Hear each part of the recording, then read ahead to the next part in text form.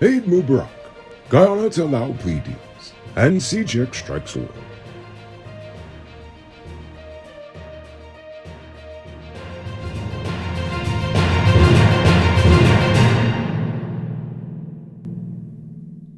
Hi, I'm Enrico Beaufort, and this is Uncut News. Do you see news happening? Send us a tip on WhatsApp at 592-659-6151. Today marks Eid al-Adha, a date where Muslims celebrate the faith and obedience of the Prophet Abraham to God in offering his son as a sacrifice, which is celebrated with the slaughtering of a cow. This day also commemorates the conclusion of the annual pilgrimage to Mecca known as the Hajj. The occasion reminds us to embody qualities of faith, devotion, compassion, and commitment, and to share our blessings with those in need, especially your non-Muslim brothers and sisters who are in need of some tasty, tasty beefs too. Just saying, I'd like some. But for truth, happy and prosperous Eid to all our Guyanese Muslim brothers and sisters. The consultant WSP Caribbean presented a design proposal for the Quarantine River Bridge, a 2-lane and 2-section bridge connected by an island between Ghana and Suriname. This design includes a 3rd lane for emergencies and will be evaluated by 5 pre-qualified bidders, with the most competitive bidder being jointly decided by the 2 nations. The bridge will be built under the Design, Build, Finance, Operate, Maintain model and will run approximately 3.1 kilometers connecting Molson Creek in Ghana to South Drain in Suriname, with a landing on Long Island in the Quarantine River.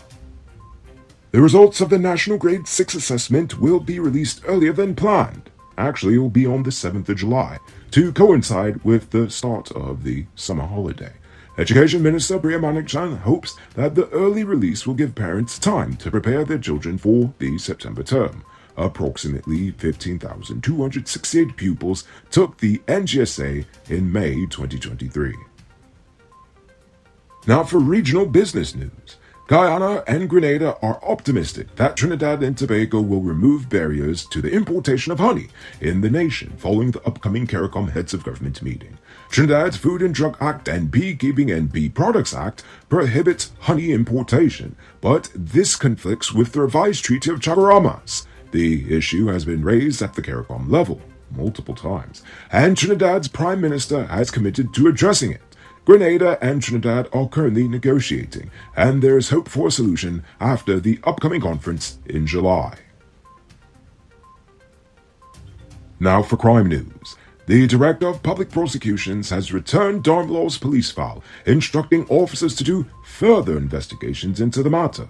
The file was sent to the DPP on June the 22nd for legal advice. Since then, several groups have protested for a speedy return of the file. In response to the protest, the DPP Chambers, in a statement on Tuesday, underscored that all case files received are given due legal attention, as the work of the office is done in an impartial manner. Guyana is adopting Trinidad's plea bargaining legislation to ease the backlog of criminal cases and to reduce our nation's prison population. The new legislation seeks to repeal the Criminal Procedure, Plea Bargaining and Plea Agreement Act and reenact legislation to address gaps in the current law. The draft Criminal Procedure, Plea Discussion and Plea Agreement Bill would allow prosecutors and accused persons to meet under specific circumstances and negotiate a settlement acceptable to the principles of justice. The Director of Public Prosecutions would first have to give written permission before a prosecutor begins discussions and reaches an agreement with an offender. Attention truck owners. Between potholes, bad drivers, and high fuel prices, you've got 99 problems to deal with. But with Powered Automotive, your engine ain't one. That's because they stock high-quality parts and spares you need at prices you can't beat. Visit them at Lot 491 EE Eccles, or call or WhatsApp them at telephone number 6970171.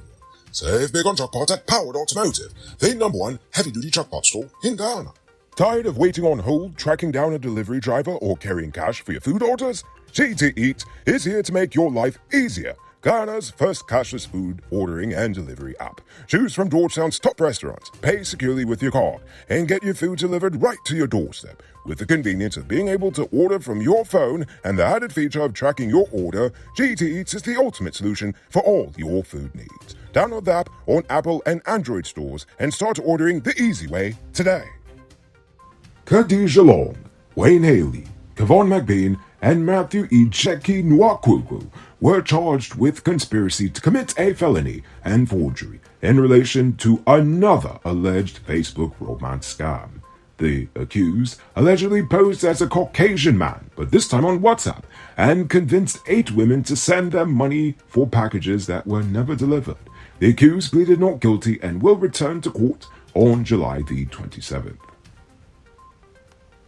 Darren Hunt, a man with a history of substance-induced psychotic disorder, has been sentenced to 20 years in prison for the brutal murder of his reputed wife, Itasia Frank. Hunt had stabbed and submerged Frank in a trench in 2018. Despite his mental illness, the judge noted that the nature of Hunt's illness is still no excuse to commit murder, and that imprisonment for 20 years was fitting for Hunt's criminal conduct.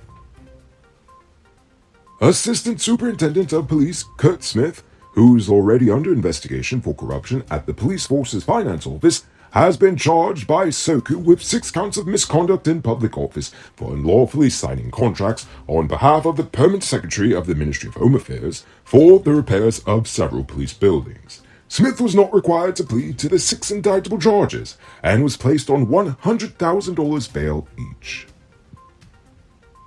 Now for today's oil update.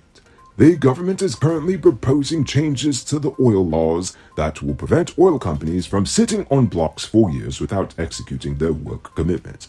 The proposed mechanisms include a performance guarantee and strict timelines on development decisions. The government is seeking to encourage international oil companies to commit to development of commercial discoveries in a timely manner.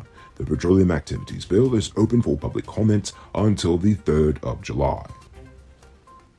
And finally, CGX Energy and Frontera Energy have discovered hydrocarbon-bearing sandstone reservoirs in the Wave 1 exploration well in the Quarantine Block. One area yielded evidence of 23.5 meters of net pay, whilst preliminary investigations of the Santonian interval have revealed the presence of 64 meters of hydrocarbon-bearing sands.